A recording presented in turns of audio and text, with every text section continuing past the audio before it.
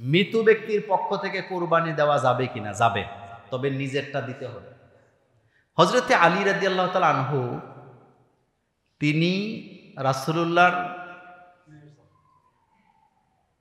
পৃথিবী থেকে ওফাতের পর রাসূল সাল্লাল্লাহু আলাইহি ওয়াসাল্লামের পক্ষ থেকে তিনি যতদিন জীবিত ছিলেন কুরবানি করতেন। আপনার আব্বা নাই, আম্মা নাই, দাদা নাই, দাদি নাই, অথবা আপনার পরিবারের মৃত কোনো ব্যক্তির পক্ষ থেকে আপনি কুরবানি করতে পারবেন, তবে শর্ত হলো নিজেরটা করতে হবে আগে।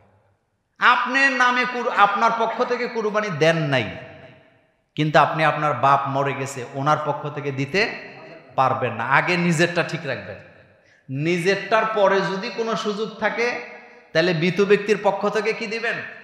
কুরবানি দিবেন। তবে মৃত ব্যক্তির পক্ষ থেকে যদি মান্নতের কুরবানি হয় তাহলে ওই গোশত আপনি বলে না, ওই গোশত আপনি খাবেন না। টোটালটা কি করবেন? দান করে দিবেন। টোটালটা কি করবেন? দান করে দিবেন। তবে আপনাদের যাদের তৌফিক আছে রাসূল সাল্লাল্লাহু আলাইহি ওয়াসাল্লাম পক্ষ থেকেও কুরবানি করে দিবেন, যদি তৌফিক কি থাকে। যেমন আপনি একটা গরু কিনছেন, আপনার গরুতে আপনার পরিবার মিলে আপনি 6টা ভাগ দিছেন। কয়টা ভাগ দিছেন? এখন বাকি রইল কয়টা? এখন আপনি সিদ্ধান্ত নেন যে আমি আমার নবীকে ভালোবাসি আমার জীবনের চেয়ে বেশি, রাসূল সাল্লাল্লাহু আলাইহি ওয়াসাল্লামের পক্ষ থেকে আমি কি করলাম? কুরবানি একটা করে দিলাম। এটা করবেন যদি আপনার কাছে সুযোগ থাকে। স্বামী জান্নাতে যেতে হলে স্ত্রীর সুপারিশ কি বাধ্যতামূলক?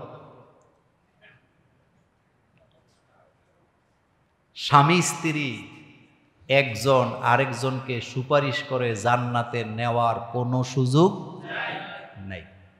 আমাদের দেশে সুপারিশের হাদিসগুলি নিয়ে ভুলভাল ব্যাখ্যা বেশি হয়।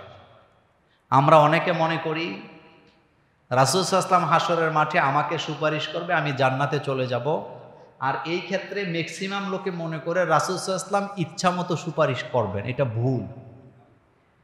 রাসূল সাল্লাল্লাহু আলাইহি ওয়াসাল্লামের হাতে আল্লাহ পাক একটা লিস্ট দিবেন। কি দিবে? কি দিবে? যে আপনি এই এই লোকগুলাকে সুপারিশ করে জান্নাতে নিয়ে যান। কথা বলতে এখনো বুঝেন নাই? লিস্টটা দিবে কে? আল্লাহ। রাসূল সাল্লাল্লাহু আলাইহি ওয়াসাল্লাম সুপারিশ করবে।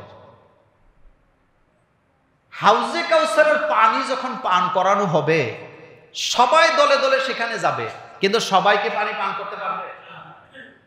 রাসূল কিন্তু সবাইরে পানি খাওয়াইতে চাইবেন, কিন্তু আল্লাহ পাক করাতে দিবেন না। তাদের আর রাসূল সাল্লাল্লাহু আলাইহি ওয়াসাল্লামের মাঝখানে কি দিবে?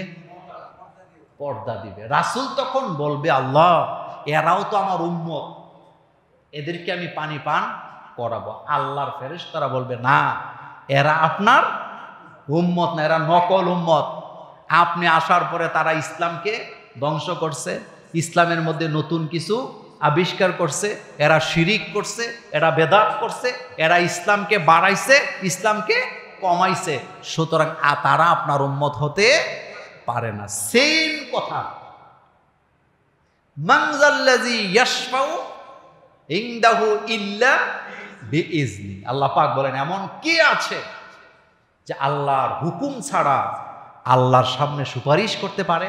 এমন ক্ষমতা কারো নাই। সুতরাং স্বামী স্ত্রী হাসরের মাঠে কে কোন দিকে যাবে, ওই যে কয় না যে দুনিয়াতেও তুমি আখেরাতেও তুমি, ঠেলার চড়ে কে কোন দিকে যাবেন খুঁজে পাওয়ার কোনো সুযোগ নাই। এই আবেগ হাসরের মাঠে কাজ দিবে না। হাসরের মাঠে আবেগের কোনো কি নাই, কোনো দাম নাই, কোনো জায়গাও নাই। মা তার সন্তানকে অস্বীকার করবে, সন্তান তার মাকে অস্বীকার করবে। স্বামী এক পর্যায়ে বিপদে পড়ে বলবে, আমার কোনো স্ত্রী নেই, আমি বিয়েই করি নাই। স্ত্রীরা বলবে, আমি কোনো বিয়ে করি না, আমার কোনো কি নেই, স্বামী নেই। সেখানে কেউ কারো বোঝা বহন করবে না। ভালোবাসা, আবেগের কথা, এগুলা হাসরের মাঠে কি নাই, জায়গা নেই। সুতরাং স্বামী জান্নাতে যেতে হলে স্ত্রীর সুপারিশ লাগবে, অথবা স্ত্রীর জান্নাতে যেতে হলে স্বামীর সুপারিশ লাগবে, এই কথা ভুল। এই কথার কোনো কি নেই, ভিত্তি নেই। তবে হ্যাঁ, যেই নারী মৃত্যুর সময় তার স্বামীকে সন্তুষ্ট অবস্থায় রেখে মৃত্যুবরণ করেছেন, রাসূল সাল্লাল্লাহু আলাইহি ওয়াসাল্লাম বলেছেন ওই নারী জান্নাতে চলে যাবে। সে মারা গেছে এমন অবস্থায় যখন তার স্বামী তার প্রতি কি ছিল? সন্তুষ্ট ছিল। ওই স্ত্রী জান্নাতি। রাসূল সাল্লাল্লাহু আলাইহি ওয়াসাল্লাম বলছেন, কোন স্ত্রী মারা যাওয়ার পরে তার স্বামী যদি তার জন্য চোখের পানি ফেলে কাঁদে, ওই স্ত্রী আল্লাহর জান্নাতে চলে যায়। এটা কি গুরুত্বপূর্ণ কথা না? গুরুত্বপূর্ণ কথা। আরেকটা কথা বলি, স্ত্রীকে ভালোবাসা মানে স্ত্রীর নিয়ে ভিডিও করে ফেসবুকে দেওয়া না। স্ত্রীর সাথে কি অবস্থায় আছেন, সুখে আছেন না দুঃখে আছেন, এগুলা ভিডিও বানায় বানায় ফেসবুকে দেওয়ার নাম কি না? ভালোবাসা না। ভালোবাসা তখন প্রমাণ হবে যখন আপনি আপনার স্ত্রীকে ইসলামের পথে চালাবেন। একটা স্ত্রীর অধিকার মানে তাকে বেপরদায় রাস্তাঘাটে ঘুরতে দেওয়া না। একজন স্ত্রীর অধিকার মানে তাকে ফেসবুক চালানোর নামে বন্ধু বান্ধবের সাথে চেটিং করতে দেওয়া না। একজন স্ত্রীর অধিকারের নামে তার স্ত্রীকে সে বিভিন্ন ধরনের লোকের সাথে কথা বলতে দেওয়া, ছেলেদের সাথে কথা বলতে দেওয়া, অবাধে চলাফেরা করতে দেওয়ার নাম অধিকার নয়। মূল অধিকার হলো তাকে ইসলামের পথে রেখে জান্নাতে যাওয়ার জন্য তৈরি করা। কোথায় যাওয়ার জন্য তৈরি করা? আমাদেরকে সিদ্ধান্ত নিতে হবে আমরা কোথায় যেতে চাই। বলেন তো, কোথায় যেতে চাই?